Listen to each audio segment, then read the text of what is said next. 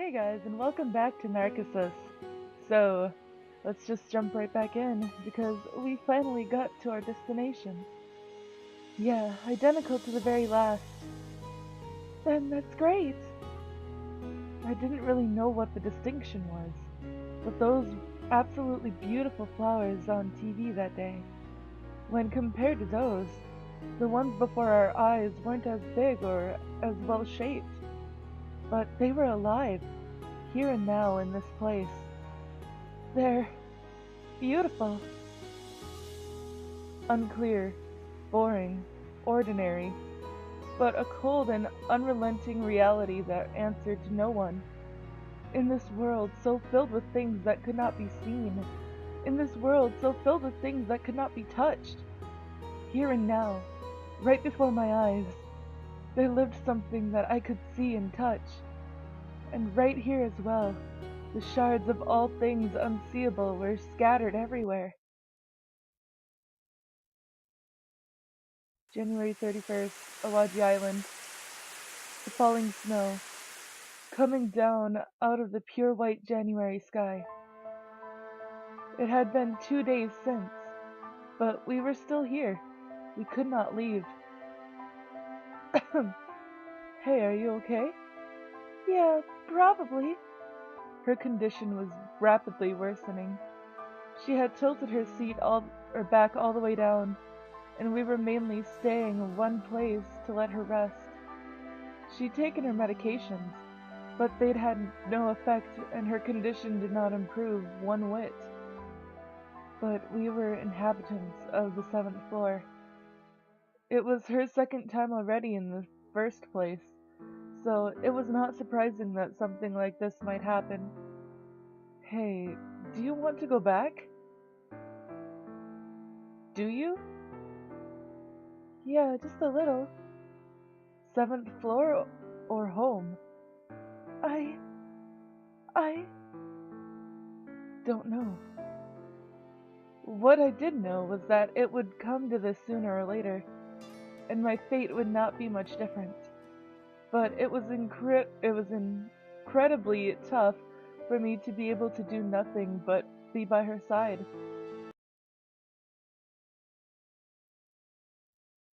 February 2nd, Awaji Island. Rain that did not seem likely to let up. Drops of water falling from the twilight sky. The glistening white narcissi in the rain visible from the car window. Hey, you know? I pointed at the white flowers visible in the windshield as I said this. Oh, Ethan, whoops. You said those were Narcissus, right? Yeah, the original word is Narcisse. Narcissus? There was another word I was reminded of. Funny, since I thought that it was unique up until now. You mean as in Narcissus? Yeah, it originally comes from a legend, so there are many different interpretations. And she slowly began telling me the story as I looked and listened in admiration. Narcissus was loved by all. The young nymph Echo was one of those who loved him. But Echo could do nothing but repeat the words that other people spoke to her. Repeat the words? Yes, and so, if Narcissus didn't tell her I love you first, she could never tell him her feelings in return. She continued her story desolately, with a sorrowful voice, her eyes looking far into the distance somewhere, just as they had before all of this. But he'd never say those words. Echo's wish would never come true, no matter how she dreamed or prayed for it. In the end, she placed a curse upon Narcissus, so that he would fall in love with his own self, with his own reflection in famous waters. And Narcissus, who did nothing but gaze away at his own figure, one day turned into a beautiful flower. And that is the legend of how this flower, Narcissus, came to be. She made a little sigh when she finished her talk. I'd also grown sad just by listening to it. Echo, who could never fulfill her wish, she didn't seem all that different from us. So what happened to Echo after that? Nothing, because she'd already disappeared by the time she'd cast the curse. Disappeared? What meaning was there in that? She disappeared without the curse accomplishing anything? She disappeared without, having caused only pain for Narcissu? Is something wrong? No, but you're different. What? You asked me yourself some time ago whether I cursed my own fate, the one I couldn't do anything about. Yes, because I've given up.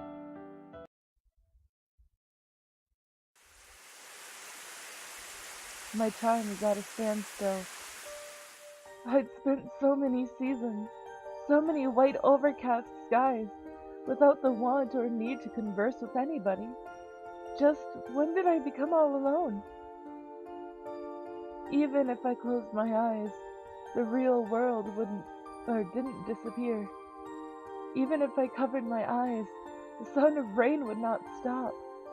I knew that all too well. The bikini swimsuit, the emerald sea, the swimsuit model smiling radiantly on the magazine cover. I didn't think I was jealous of any of that. In my world of closed eyes, I could go anywhere I wanted, even without a car or a map. Even if these huge scars weren't already constantly reminding me, even if I was the echo to the Narcissu that was this reality, I'd never yearn for it. I'd never curse it. That's what I decided. And yet, my heart was pounding right then.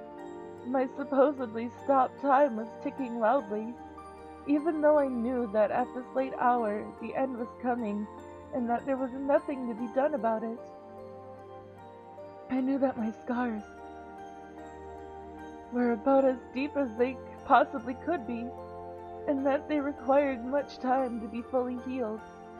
But if I were to wait patiently for that long time, was I then to be denied any hope of recovery?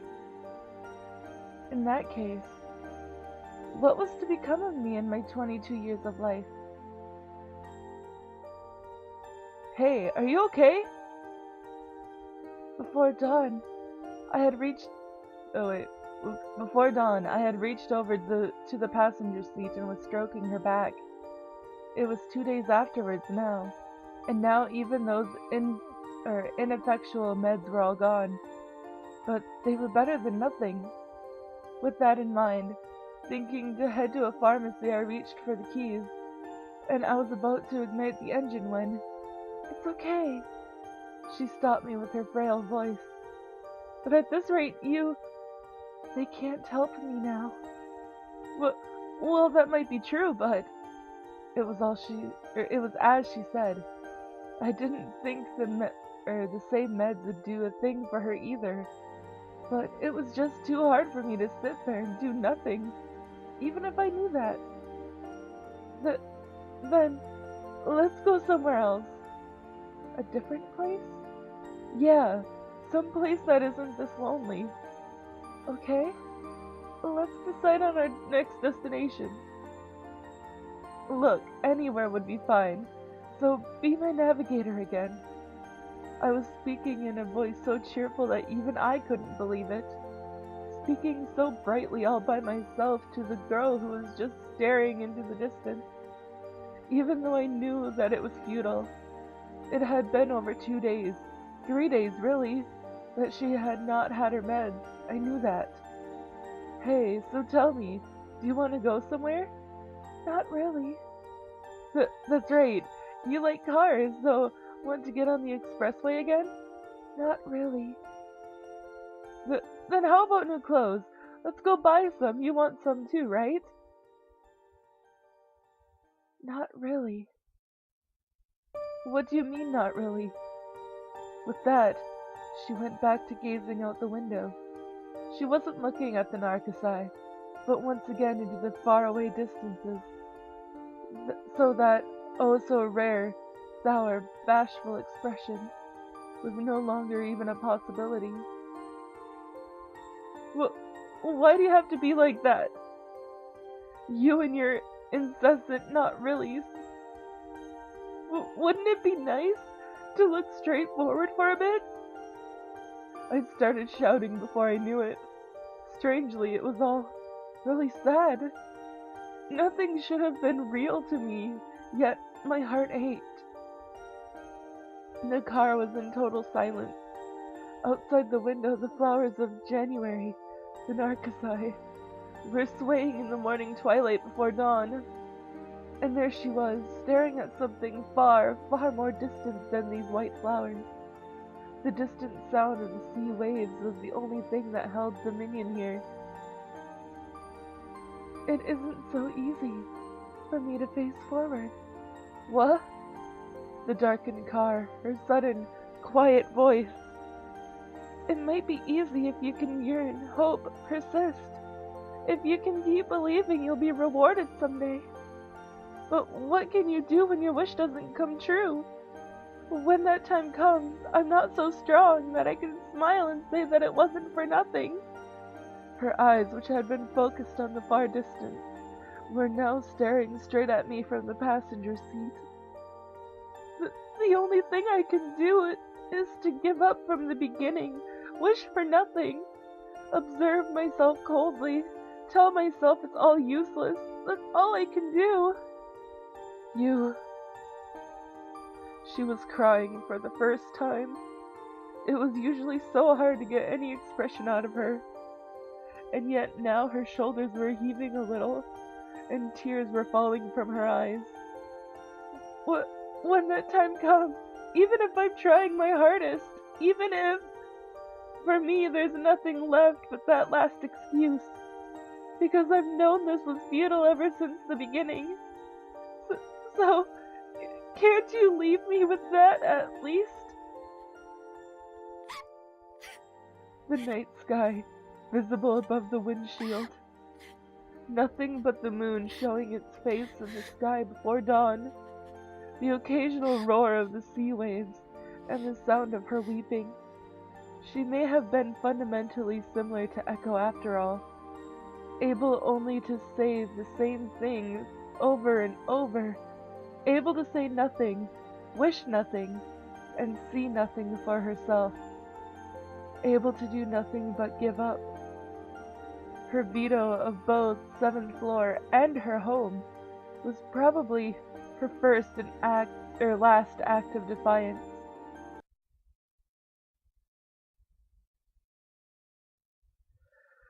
Holy shit. Okay, I do believe we're coming up to the end. Oh my god. I just cried. I'm so sorry. But okay, chapter 8. Shirashi Construction. The frosted sea of February. A chilling, bone-piercing wind. The occasional rustle of the pine groves in the wind. The peaceful timbre of the sea roar. Hey, this is about all we've got. I handed her a towel and said Shirashi Construction on it, and one we'd used way earlier to sponge ourselves off. Oh, come on, don't make such a face. Okay. She accepted the towel with slight disappointment. Out of the blue, she'd said that she wanted a swimsuit, but that presented another problem in and of itself, because she wanted it here and now, and a bikini on top of that. Having no other course of action, I'd rummaged through the car, but I never found anything other than that white towel. And after I'd waited a little while, she came into view, wearing her favorite skirt with the towel wrapped around her breasts. How do I look? Well, even if you ask me that. Do I look weird? Well, probably you do. No, I mean, you look completely fine. You don't look weird at all. Okay. And then she slowly started walking about the beach. The breaking and ebbing of waves, her long hair wafting in the cold sea breeze. as if the sky wanted to spite us. It was beginning to snow little by little, and amidst all of that, she was holding her shoes in her hand and walking at the water's edge, exultantly. Exultantly, sorry, as if she was flying with every step. Hey, does it look about right? Yeah, I guess. Both of our breaths frosted white in the midwinter cold, and I brought out the disposable camera that had been in the car. That old camera from before. One more picture left. Alright, I'm going to take your picture. What? See, it'll be even more right this way. Saying this, I pointed the camera toward her. Come on, don't get shy on me now, okay? Okay. The beach. The girl, now in the viewfinder of the camera. Whether it was because she was tense or bashful, she had a facial expression that was far more complex than usual. Oh, come on now, won't you strike some kind of pose? But no ifs, ands, or buts now, come on. No bikini model stands stock still like that. Okay. Looking a little awkward, but still trying with all her heart, she bashfully lowered one hand to her hip and stretched out the other one high overhead. That arm stretched forth toward the clear winter sky, as if it were grasping for something, as if it were reaching out for something, was being held straight up into the heavens, with the emerald sea as its backdrop. Okay then, one last thing. Smile. What? Smile for me, Setsumi. What's up with that? You're younger than me. And saying this, she smiled for me for the first time. That girl, clad in her favorite skirt and that white towel, smiled for the final shot that the camera had, smiled with the emerald sea as her backdrop, smiled as if she were an honest-to-God bikini model. Alright, then next, shall we try something more of an action pose? Okay! Happily, exuberantly, she splashed around in the water, and even though the camera was now utterly exhausted, I kept photographing, whoopsie, I cannot read right now, apparently, photographing her figure. Hey, it looks like you've really gotten into the spirit of things. That's not it at all. Our cheerful dialogue, the snow falling harder and harder as if in spite, and in the midst, the girl, smiling brilliantly in the viewfinder of the spent camera, continuing to remember to smile for me even as her little body was battered at by the wind.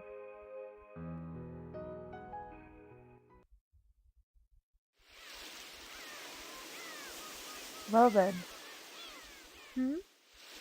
Yes, I guess it's time. Yeah. And with that word, she began walking towards the sea just like last time. Oh, right, your license. No, you keep that in commemoration. Okay, got it. With a nod, she put it in her pocket. That was the license that I'd given her. That was the one I should never have had the chance to use. And then she unfastened that white vinyl ID bracelet that had been wrapped around her wrist and presented it to me. Are you giving this to me? Yes, I am. I see. In that case, I'll keep it in commemoration. I stuffed that bracelet, whose twin hung on my wrist, into my pocket, and then, to the girl who was walking once more toward the sea, toward her retreating figure, I said my last words. Hey, can I ask you one last question? Sure. Do you want to be stopped right now? And this is all of the time that I have for this episode, guys. I know I left it at a really major cliffhanger. I'm so sorry, but I am all out of time. If you did like this episode though, please give it a big thumbs up down below, and I will see you guys in the next video. So, bye bye!